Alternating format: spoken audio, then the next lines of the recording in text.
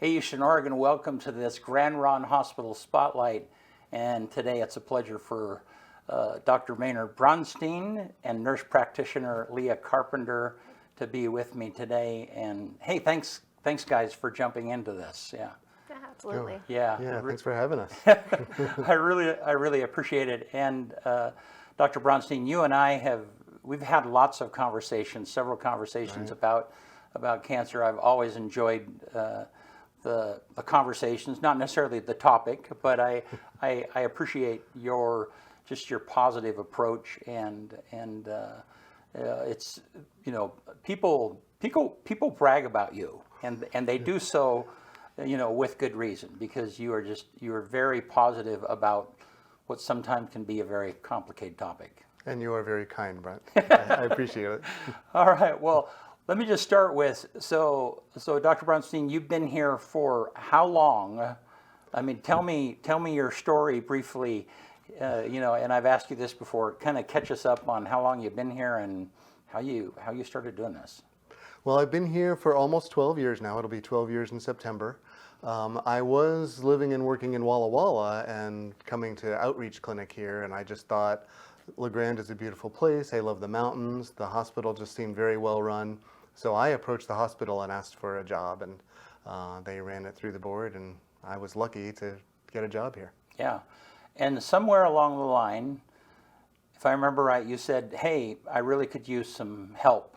There's a lot that we could do if we had more help, right? Yeah. Absolutely, yeah. So, you know, the clinic was gradually building over the years, and then I think the breaking point was COVID. I think a lot of people that previously had been traveling out of town to get cancer care didn't want to travel anymore, and I was drowning. So in comes nurse practitioner Leah Carpenter, and Leah and I have the pleasure of knowing each other personally too. So this is kind of fun. But so when you came here, though, you had been a nurse, but you were a newly new nurse practitioner, right? Yeah. Correct. Yeah. Yeah, so I have come from the Seattle area. I was a nurse for 20 years prior to going to graduate school. And then when I came here to this valley in 2018, I worked with Dr. Bronstein in palliative care initially, and then I started helping him out at the clinic, and then after that, we joined forces together in 2021, I believe. Yep, that sounds right. And what's palliative care? I'm sorry. So palliative care is hospice care, end-of-life care. Okay, all right. And so had you been involved with the cancer area? And I'm sorry for my ignorance, but the oncology, had you dove into this very much before this time? I had some experience as a nurse working in the oncology setting in cancer care, and really a wide variety of experience, and most recently with more palliative care, end-of-life care. Cool. And so Maynard, how have you guys been able, now with Leah on board, how have you been able to expand the services a little bit like you've wanted to? Well, Leah was instrumental in getting us sort of up to speed, keeping up with the workflow. What was it, a year ago, we got our new space. So that's right. New office space and infusion areas, so we can treat more patients with, you know, better access for the nurses doing chemotherapy infusions. So it's really helped us serve the community better. That's awesome.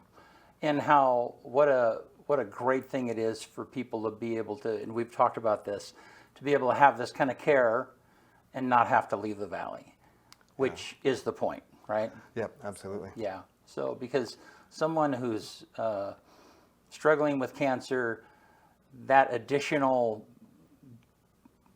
burden of having to travel for that treatment and so on and so forth. So this is how fortunate we are to be able to have this here in the area. Yeah, it's burdened both time, energy, and also expense. You know, a lot of people end up traveling to another city the day before and staying in a hotel so that they can make it to their morning appointment in wherever. Yeah. So So we're doing this segment because June is going to be Cancer Awareness Month, and so we're trying to give Grand Round Hospital is trying to get a little bit of extra emphasis on that, and you two were willing victims to come, and we really and we appreciate that. I know Marty appreciates that a great deal. So Dr. Bronstein, give us an idea of where is cancer in general? What are you seeing as far as trends and treatment and so on and so forth? The trends, so right now the two leading causes of death in the United States are heart disease and cancer. It used to be heart disease, but actually the cardiologists have done such a good job of improving things and making people aware of cholesterol and those types of things. So now cancer and heart attacks are on a par. If you look at cancer trends going back at least 30 years, there's been a slow but steady decrease in the diagnosis and death rate from cancer. So we're definitely making progress, and that's something Leah's going to be able to elucidate a little bit more for us. As far as treatments, it's just an exciting time to be an oncologist. And I think it's a good thing for cancer patients as well, that there are breakthroughs. It seems like every day there are new drugs being approved. There's a group of drugs referred to as targeted therapy, and then there's another group of drugs referred to as immunotherapy, and that's really improved our treatment and let us get away from chemotherapy, which we still use chemotherapy, but I'm looking forward to the day when we can say, remember the bad old days when we used leeches and chemotherapy? Yeah. So are you feeling like there's more hope than what there has been in the past? So, I mean, for someone who they get that diagnosis for the first time, I mean, 30 or 40 years ago, it was almost like a death sentence. Right. I mean, and so, I mean, clearly it's changed since then. But even in more recent times, do you feel like there's more hope involved? Oh, absolutely. Yeah. And it's really satisfying to see some, a elderly guy like me that's been in the field for a long time.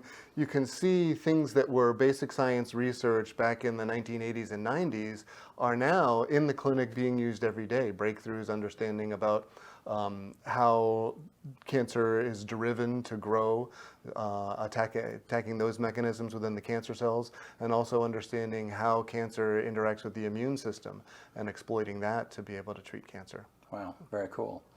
And so I know the answer to this, but so then what's the key? What's the key to getting a good cancer prognosis, if there is such a thing? Key. What is the key? What's the key? Yeah. So absolutely, the key to prognosis, to really a healthy lifestyle, is early detection, early cancer detection, and really early cancer prevention through detection. So people can do this very simply. For women, especially, October is National Breast Cancer Awareness Month. We really encourage women to perform self-breast exams at home for early detection, because we know our bodies better than anyone else, and so we can bring that forward to our physician if there's any changes. We say if there's any changes, don't wait to investigate. And really, having mammograms done for early cancer detection, women starting at age 45, which may actually become earlier than age 45 soon enough, but for right now it's 45, and that should be annually, that should be every year. Really don't miss out on vaccinations. HPV vaccinations will help prevent cervical cancer. Hepatitis B vaccines will help prevent liver cancer, and there's really a whole host of other types of modalities to prevent cancer and have early detection, because the more we know, the more we can live a healthy lifestyle and really avoid our office. So talk more about what do you mean by cancer prevention, the vaccines you mentioned, but cancer and a healthy lifestyle. I mean, talk about that a little bit more so that Okay, yeah. So that us a little dimmer can really understand that, yeah. Sure. So for a healthy lifestyle, of course, we're promoting healthy eating, we're promoting good protein intake, good vegetable intake, seeing your physician annually, sharing medical information, especially new medical information with them, so they can further help you to live that healthy lifestyle. So is there ever a time when, because certainly there's, there's that paranoia part. It's like, okay, well, I have a mole. This is a little funny looking, or, everybody self-doubts. Mm-hmm. What would you say to those people that are like, Leah, what would you say to them? It's like, is this something I really should have my provider take a look at? Should I really check this out? Yeah. I would say yes. I'd say if you are worried at all, if you have any concerns or doubts, come in and see your physician. They would love to talk to you about it. They would love to walk through steps with you to, again, investigate any concerns you have. Yeah, awesome. Cool. You have anything you want to add to that, Maynard? Well, for moles in particular, there's the ABCD rule, which I can sometimes remember and sometimes not, that would give you a clue as to whether something is likely to be a serious skin cancer. But I agree with Leah that if you're in doubt, the best thing to do is to pay a visit to your doctor. And even a doctor looking at it, very often it's hard to tell if something is cancer or not. So then they'll take a small piece of it and send it to the laboratory and get somebody with a microscope to tell us whether it's cancer or not. All right. So June is Cancer Awareness Month. It is. And the hospital is having a special activity. Why don't you talk about what you guys are doing during that time? Sure. So yes, June is Cancer Awareness Month and really National Cancer Survivor Month.